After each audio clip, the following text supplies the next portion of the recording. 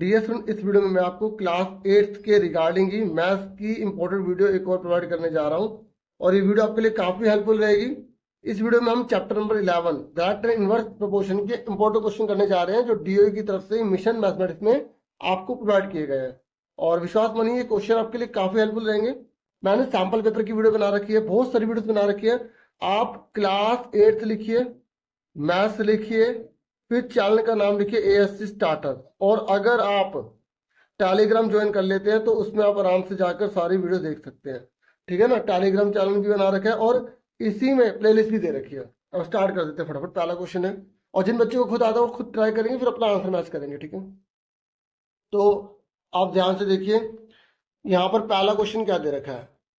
यहाँ पर पहला क्वेश्चन बोला गया है, अगर दो क्वांटिटीज एक्स और वाई हैं और वो दोनों इन्वर्सली प्रोपोर्शन है। क्या है? Inversely proportion.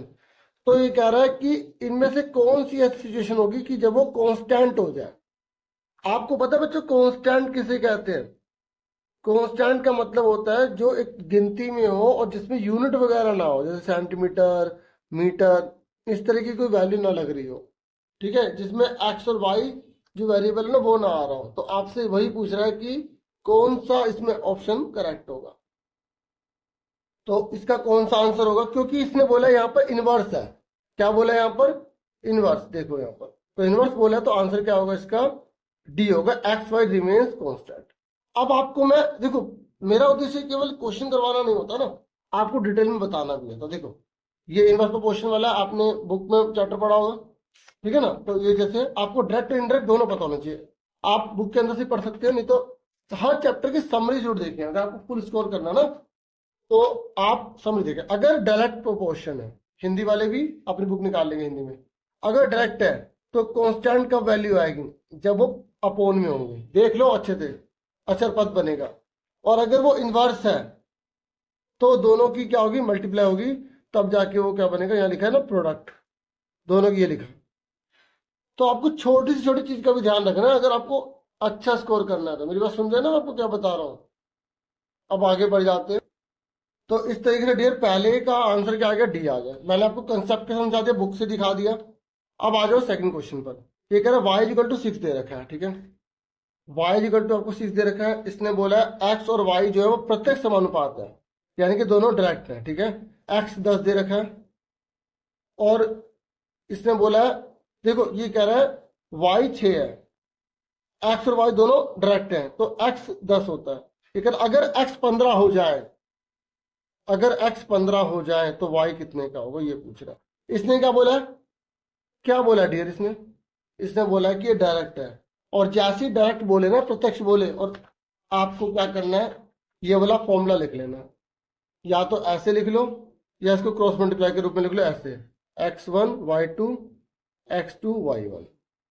तो हमने इसको ऐसे कर लिया, x1 अपॉन में y1 x2 अपॉन में y2। आप कहोगे सर आप यहाँ तो मल्टीप्लाई में लिख रहे हो, यहाँ पे आपने ऐसे लिख दिया। देखो ना, इसी से बना है। मैं आपको बता रहा हूँ, डायरेक्ट भी कर सकते हो। ठीक है, ये लिखा, इसे x1 लिख लो, इसे y1, इसे x2, इसे y2 लिख लो। अपलोड कर दो। x1 कितना है? 10। y1 कितना है? 6। x2 कितना है? 15। y2 कितना है? पता नहीं। अब क्रॉस मल्टीप्लाई कर दो। 15 छीके कितना होता है? 90। तो y2 कितना आ गया? मल्टीप्लाई वाला 10 जाके डिवाइड हो जाएगा, तो 0 0 कट गई तो 9 आ। तो आपको एक बात और बताऊं, देखो अगर x के बाद y घट रहा है तो x के बाद y यहां पर भी क्या होगा? घटेगा। ठीक है, इस तरीके से। या यूं करो, अगर x बढ़ रहा है तो y क्या होगा? बढ़ रहा होगा, क्योंकि डायरेक्ट है ना। अगर एक बढ़ेगा तो दूसरा बढ़ेगा। जैसे 10 से 15 हो रहा है तो 6 से बढ़ना चाहिए। क्लियर हो गया? नहीं तो आपको फॉर्मूला पता है तो आप आराम से कर लोगे, तो 9 आंसर आ गया। तो इस तरीके से यहाँ पर किस पे टिक कर दोगे आप? इसमें 9 पे टिक कर दोगे। ठीक है ना, मैं देखो छोटे छोटे क्वेश्चन में ज्यादा टाइम ले रहा हूँ ताकि आपको एग्जाम में ज्यादा टाइम ना लगाना पड़े। ठीक है ना, अब आगे सुनो क्वेश्चन नंबर 3। अभी कह रहा है समान गति से चल रही है, 90 मिनट में 75 किलोमीटर है। अगर ऐसा कोई क्वेश्चन है ना, आप इसे बॉक्स में भी लिख सकते हैं ऐसे करके। तो यहाँ पर मैं दे रख क्या रखा है? ये मिनट है और ये किलोमीटर है। यहाँ पे टाइम दे रखा है, यहाँ पे डिस्टेंस दे रखी है।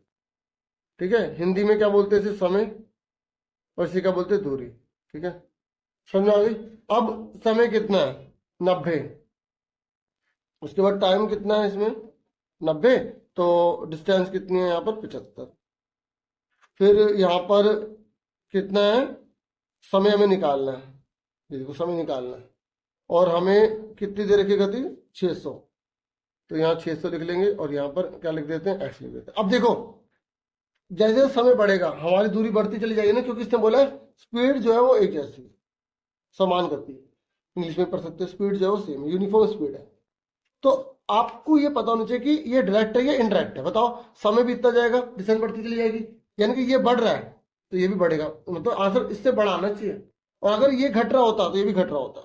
तो आपको ये पता लगे डायरेक्ट है, ठीक है, आपको पता लगेगा क्या डायरेक्ट है। ठीक है, ये क्या प्रत्यक्ष है। अगर आप यहाँ टीचर के सामने लिख भी देंगे तो अच्छी बात है, प्रत्यक्ष है। आपने एक्स मान लिया, ठीक है, आप लिखना चाहे तो लिख सकते हैं कि माना 600 किलोमीटर की दूरी को तय करने में लगने वाला समय एक्स है। ठीक है, let the time required to cover a distance of 600 kilometre is X. ठीक है, मैं आपको अंडरस्टैंडिंग के लिए वीडियो प्रोवाइड कर रहा हूँ, ठीक है, ताकि आपको अच्छे समझ में आ जाए। लिख लोगे तो ज्यादा बेटर रहेगा। अब आपको डायरेक्ट का फॉर्मूला पता होना चाहिए। क्या फॉर्मूला होता है, मैंने आपको सिखाया था अभी, आप यहाँ बुक से देख सकते हैं, पर पेपर में नहीं देख पाएंगे, आपको पता होना चाहिए। ये भी लगा सकते हो डायरेक्ट, नहीं तो और सिंपल बताओ, इसको इससे मल्टीप्लाई, इसको इससे मल्टीप्लाई, इसको इससे करो, 75 मल्टीप्लाई एक्स। देखो, जब फॉर्मूला पूछा जाता है तो फॉर्मूला लिखना जरूरी है, ठीक है ना। अगर आप लिख दो तो कोई दिक्कत नहीं है, ठीक है। तो ये 75 बटे में चला। अब काटो, किससे कट रहा है, 15 से कट जाएगा, 15 पंजे 75, 15 5 75, 26 90, 5 से काटो, 5 1 5, 1 इसे दे दिया, 5 2 10। ठीक है, तो अब 120 को मल्टीप्लाई कर दो, कितना आ गया, 720 आ। अब ये क्या है, मिनट है, तो मिनट में आंसर आ गया। ठीक है, समझ में आ गया। इस तरीके से मैंने यार आपको समझा दिया। अब उसके बाद नेक्स्ट क्वेश्चन देखते हैं फटाफट।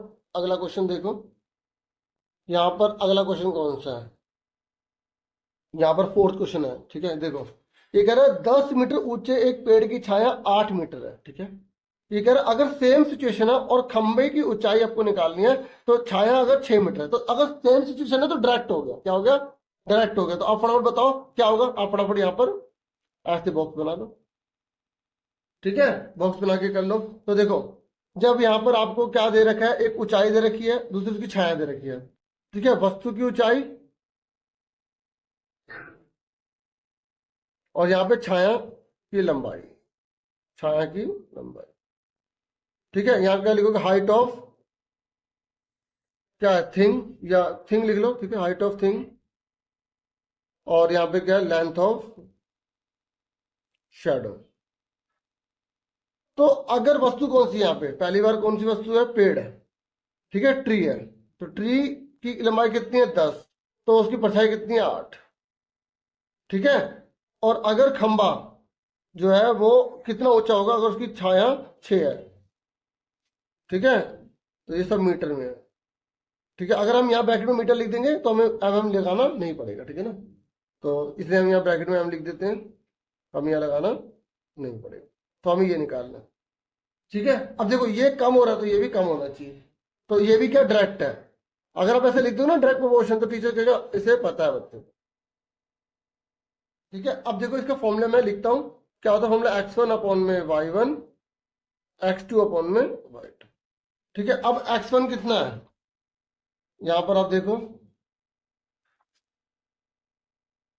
यहां पर कितना है x1, इसे x1 बोलेंगे, इसे x2 बोलेंगे, इसे y1 बोलेंगे, इसे y2 बोलेंगे। तो x1 अपॉन में x2, 10 बटे में 8 और x बटे में 6। अब सोल्व कर दो, 8x बराबर 10 को 6 से मल्टीप्लाई करो 60, तो 60 अपॉन में 8, तो काट दो, कितना आ रहा है, इसे पॉइंट में आ रहा है तो पॉइंट में निकाल दो। ठीक है, 8 सत्ते 56, 4 बचे, ठीक है, और पॉइंट लग गया 0, तो 8 पंजे 40। इस तरीके से 7.5 क्या आ गया, मीटर। ठीक है, क्लियर हो गया, आपको अच्छे से समझ में आ गया। ठीक है, तो क्या हुआ, हमने क्या करा था इसमें, इस क्वेश्चन में हमने क्या देखा कि जब पेड़ अगर 10 मीटर है तो उसकी छाया 8 मीटर बनेगी, ठीक है। और खंबे की अगर छाया 6 है, ठीक है, खंबे की छाया अगर 6 है ना, तो उसकी हाइट कितनी होनी चाहिए? 7.5 मीटर होनी चाहिए।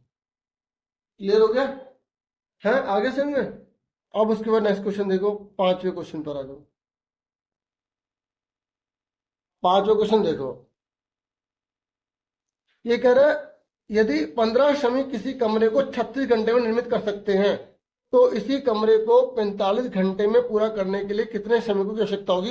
If 15 workers can build a room in 36 hours, how many workers will be required to build the same room in 41 hours? अब देखो, जब वर्कर बढ़ेंगे तो काम जल्दी होगा ना, हाँ या ना? और जब आवर्स बढ़ेंगे तो वर्कर कम होंगे, हाँ है ना? तो ये क्या है? इनवर्स है। क्वेश्चन पहचानो कि एक काम में अगर ज्यादा लोग आने लग जाएंगे तो काम जल्दी होगा ना, तो ये इनवर्स है। तो इसको हम अगर बॉक्स बनाएंगे तो इससे क्या होता है? टीचर को भी हेल्प मिल जाती है और बच्चे को भी हेल्प मिल जाती है। तो वर्कर क्या है? यहाँ पे वर्कर लिख देंगे, वर्कर, ठीक है। और फिर उसके बाद यहाँ लिख देंगे टाइम, ठीक है। टाइम, वर्कर कितने हैं? कितने वर्कर? हिंदी में आप क्या लिखोगे? श्रमिक, और यहाँ पे टाइम को समय लिख दोगे, ठीक है। तो देखो सेम तो आते नहीं, अंडरस्टैंडिंग के लिए आप इसे यूज करें। तो 15 श्रमिक है तो 15 वर्कर है, तो टाइम कितना लेते हैं? 36 घंटे। और 45 घंटे ले रहे हैं तो कितने वर्कर होंगे? आप कहोगे सर यहाँ पे हमेशा एक्स ही लिख रहे हो, क्योंकि हम एक्स ही मानते हैं ना, इसलिए एक्स ही ले लेते हैं।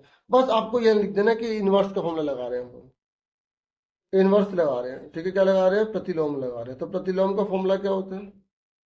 तो आपके पास बुक है ना, अगर आपको फॉर्मूला अच्छे से पता है, तो मैं बुक से दिखा रहा हूँ इसलिए ताकि आपको लर्न भी हो जाए। ये देखो, ये रहा फॉर्मूला, दोनों लिखे हैं यहाँ पर। हम ये लगा लेते हैं क्योंकि इसमें आसान रहता है।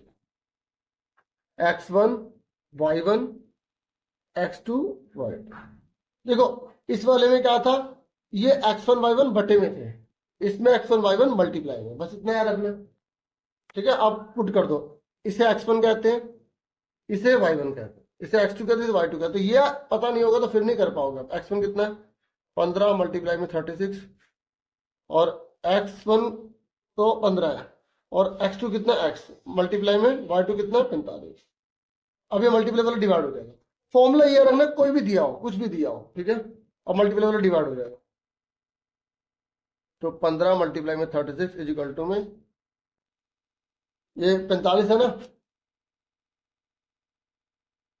ये 45 है, अपोन में चला जाएगा, इज इक्वल टू में क्या है? ठीक है। अब सोल्व करो इसको। 15 एकम 15, 15 3 45, 15 1 15, 50 3 45, और 3 1 3 3 6, तो x कितने का आ गया? 12। ठीक है ना? देखो वर्कर कम हो जाएंगे तभी ज्यादा घंटे लगेंगे, ठीक है। ये किसमें? आवर्स में है, ठीक है। क्लियर हो गया? मुश्किल था कोई? नहीं था ना? अब नेक्स्ट क्वेश्चन पर आ जाओ। अब छठा क्वेश्चन देखिए आप, ठीक है। छठे क्वेश्चन में क्या कह रहा है? यहाँ पर छठा क्वेश्चन हम देखते हैं। ये कह रहा है कि एक किसान की पशुशाला में 40 मवेशियों के लिए 12 दिनों का भोजन है। यदि इस पशुशाला में 20 मवेशी और आ जाए तो यह भोजन कितने दिनों तक चलेगा? आप ये बताओ, ये डायरेक्ट है या इनडायरेक्ट है? देखो मेरी बात सुनो, ध्यान से सुनो। अगर हमारे पास जो खाना पड़ा है वो उतना ही हो और जानवर और आ जाए तो खाना कम दिन तक चलेगा ना। तो ये इनवर्स है। इनवर्स का मतलब होता है जब एक बढ़ रहा है और दूसरा घट रहा है, उसे इनवर्स कहते हैं। समझ में आ गई? तो आप इसकी टेबल बना लो। तो यहां पर इसने क्या बोला है? जानवर कितने हैं? 40, ठीक है। इंग्लिश में देख लो, एक फार्मर है, उसके पास फूड है, ठीक है, खिलाने के लिए 40 एनिमल्स को, ठीक है। वो 12 दिन तक चलेगा खाली। और अगर उसके पास 20 जानवर और आ जाए तो बताओ वो कितने दिन तक खाना चलेगा? भाई 40 जानवरों के लिए 12 दिन तक का खाना है। तो यहाँ पर एनिमल्स लिख देंगे, यहाँ पर डेज लिख देंगे। तो 40 जानवरों के लिए 12 दिन तक का खाना है। और अब कितने जानवर और आ गए? 20 और आ गए। 20 जानवर क्या और आ गए, तो 20 इसमें जोड़ देंगे तो कितने हो गए? 60। तो हमें ये निकालना है, हमेशा एक्स ही मानते चाहे हमें कुछ भी निकालना हो, ठीक है। तो अब ये क्या है? इनवर्स है, क्योंकि अगर जानवर बढ़ेंगे तो कम दिन तक खाना चलेगा, हाँ या ना। तो ये क्या है, इनवर्स है।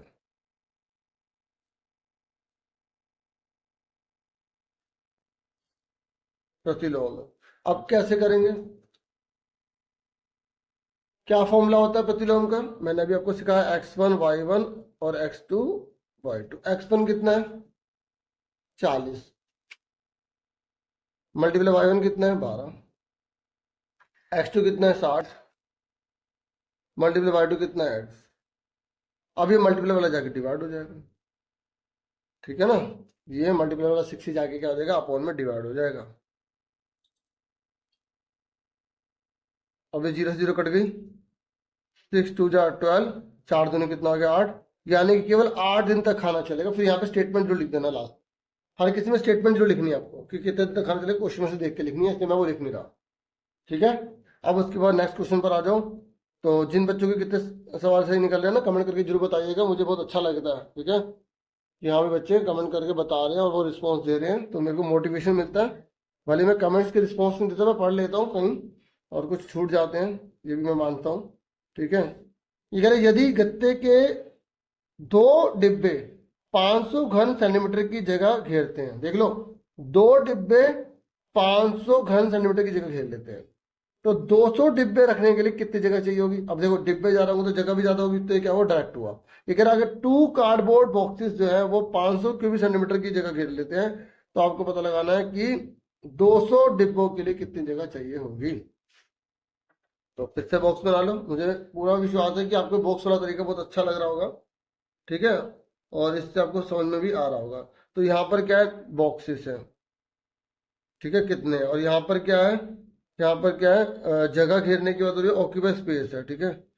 तो ऑक्यूपाई स्पेस, अच्छा ये स्पेस की यूनिट दे रखी है, ये लिखा क्यूबिक सेंटीमीटर, तो हम यहाँ लिखेंगे सेंटीमीटर क्यूब लिख दो या क्यूबिक सेंटीमीटर लिख दो, बाद आएगी, ठीक है। यहाँ पे क्या लिख दोगे आप, बॉक्स से लिख दोगे, और यहाँ पे क्या लिख दोगे, घेरा गया, घेरी गई जगह, घेरी गई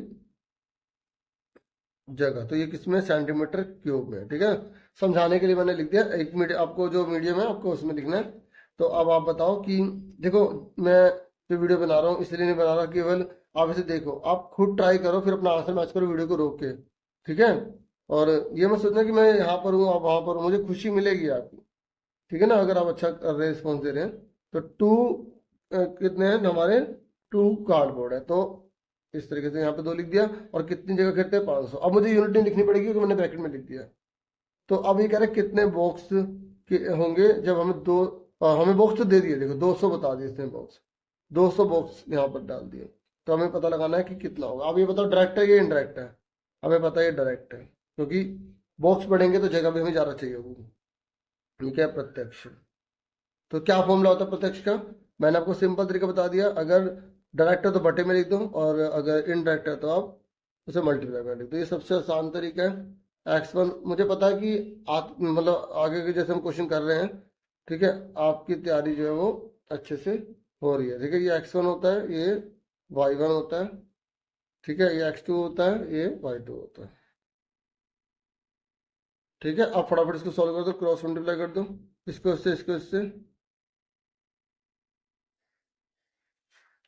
तो x कितने का आ गया, 500 मल्टीप्लाई में 200 बटे में 2, तो 2 से काट दो 100, तो कितने का आ गया, 50,000 आ गया। और ये क्या लिख देंगे, सेंटीमीटर क्यूब, ठीक है। फिर स्टेटमेंट लास्ट में लिख देना, ठीक है, जैसे कि क्वेश्चन में से देख के लिखनी हो आपको। सिंपल सी बात है बच्चों, देखो ये आप नॉर्मल तरीके से भी इसे सोच सकते हो कि कैसे नॉर्मल सोच सकते हो। देखो देखो 2 के लिए 500 चाहिए, यानी कि 1 के लिए 250 चाहिए, है ना। तो 200 के लिए कितना चाहिए, और भी आसान, देखो 2 के लिए 500, तो 2 जीरो लग गई, तो 50,000 हो गया ना, आ गया ना, सिंपल है।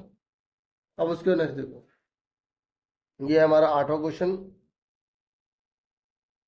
8वां क्वेश्चन है, ये कह रहा है,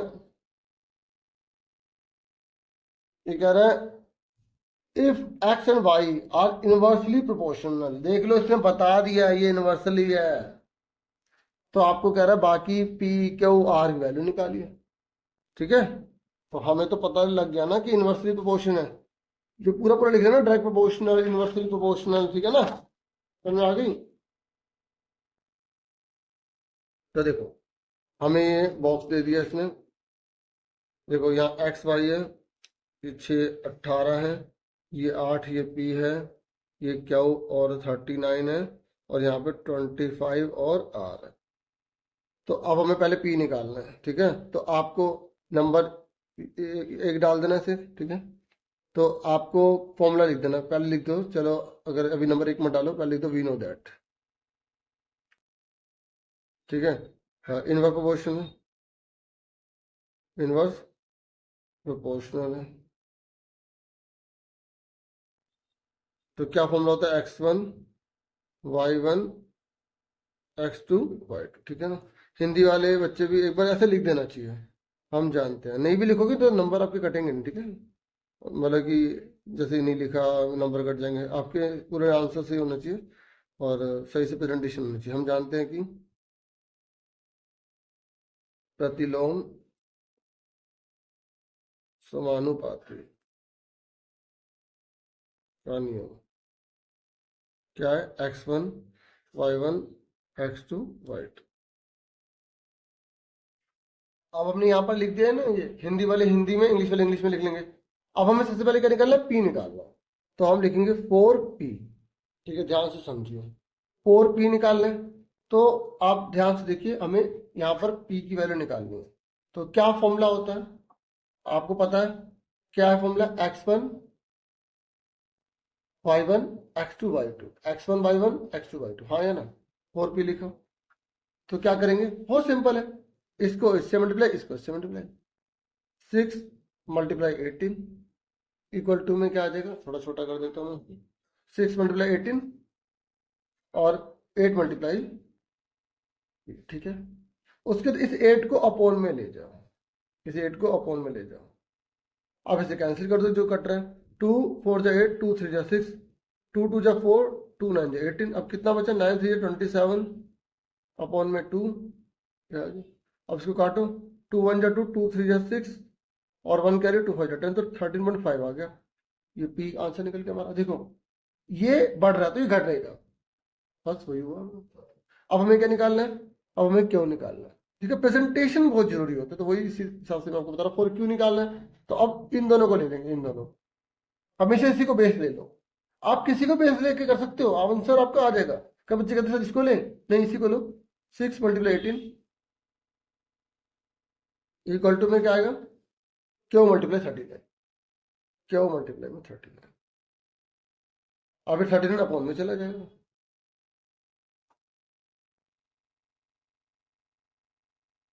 काटो, किससे कटेगा, तो 3 से काटो, 3 1 जा 3, 3 जा 9, 3 6 जा 18, ठीक है। और 6 6 कितना होता है, 36, 36 अपॉन में 33, 36 अपॉन में 13, क्या हुआ, इससे डिवाइड कर दो। अब इसको डिवाइड करो, कितना आएगा ये, तो 13 1 जा 13, 32 जा 26, और इस तरीके से कैरी करेंगे तो 100, इस तरीके से 19 7 6, इस तरीके से ये हमारा क्या हुआ, अप्रोक्सीमेट में निकाल देंगे। फिर उसके बाद नेक्स्ट क्या है, हमें क्या निकालना है, हमें निकालना है आर। तो हम फिर इसी को लेंगे, ठीक है, 4r। तो क्या फॉर्मूला होता है, वही 6 मल्टीप्लाई 18 इजिकल टू में क्या लिखेंगे, 25 मल्टीप्लाई में r। अब 25 को अपॉन में ले जाओ, ठीक है। अब इन दोनों को मल्टीप्लाई करके 25 से डिवाइड कर दो, ठीक है। तो 18 6 जा कितना होता है, 18 5 जा 90 होता है, 18 6 जा 108 होता है, 25। अब 25 को r से जो है वो डिवाइड कर दोगे तो कितना आ जाएगा हमारा, 25 का 100 हो गया, 8 बचे 25, 75 और 5 दूना 50, तो इस तरीके से आंसर आ गया 4.32 आ गया। इस तरीके से मैंने आपको इस चैप्टर के क्वेश्चन करवा दिए, मुझे पूरी उम्मीद है, ठीक है, ये आपको काफी अच्छी लगी होगी वीडियो, ठीक है। इतना ही था इस वीडियो में। Thank you for watching and listening carefully, take care students.